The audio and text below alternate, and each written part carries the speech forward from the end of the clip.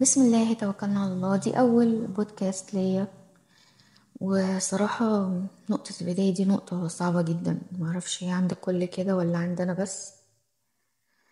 بس اديني يعني جربت حاجات كتيرة قوي عشان أنا يعني عايزة حاجة سهلة.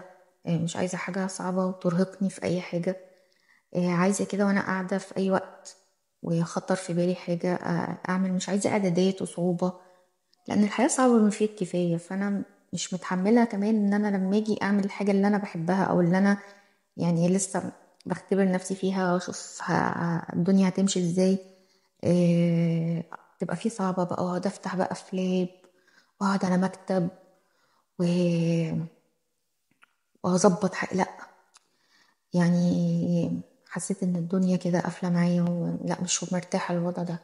المهم قعدت اتفرج على فيديوهات كتيره كده، بس برضو ما مفيش حاجة كده ركبت معايا. فالمهم كنت عايزة ادور على ابليكيشن يكون بيظبط البودكاست او كده. فلقيت حاجة تقريبا مدية على يهودي كده، رحت مسحاها. ده كان ترشيح من واحد بيقول ازاي تعملوا بودكاست وكده يعني. وبعدين وانا بقلب قلت طب انا هشوف كده في الستور هنا هو تبع سامسونج ده. فدورت كده فلقيت ان اصلا سبوتيفاي عامل سبوتيفاي للناس اللي عايزين يعملوا زي كده. معلش الواحد بيتعلم يعني، احنا برضو قدام مش زي الاجيال الجديدة يعني. و... وده البودكاست بتاعي هيكون عبارة عن انا مسمياه ماذرز توكس. ماذرز توك. معلش بقى انا بسجل قبل ما انام فالدنيا ملخبطة شوية. وبالنسبة لنا ده أول حاجة أنا بعملها، فطبعا لازم يبقى فيه لخبطة، ما تبقاش الدنيا كده. أنا عايزة حاجة تلقائية، مش عايزة حاجة تكون بقى زي ما الكتاب قال.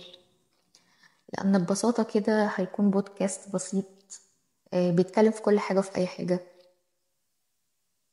وأنا سمعت كلام الدحيح قال خش، فأنا حبيت أخش بقى على طول كده وأشوف إيه بقى الدنيا يعني هتكون ماشية إزاي يعني. لأني من زمان جدا بفكر في الموضوع ده، من زمان جدا.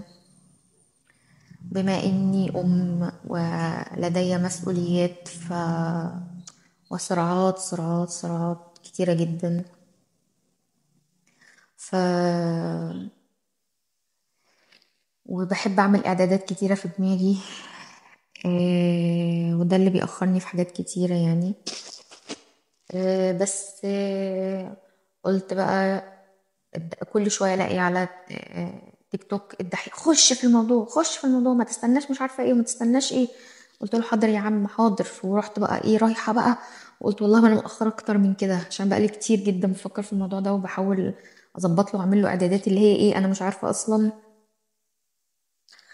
ف المهم رسيت بقى ان انا من الاخر لا تقولي لابتوب ولا تقولي ميكروفون بستاند ولا حاجة، هو القعدة على السرير بسماعة الموبايل، سبوتيفاي على الموبايل، وهو ده اخري. ويعني ربنا يسهل بقى وايه وبتوع البودكاست ما يعني ما اعملهمش دربكة وقلبان، عشان الوضع كده مش عارفة هيبقى ماشي ازاي بصراحة. واهلا بيكو في كلام كلام ماما او كلام امهات.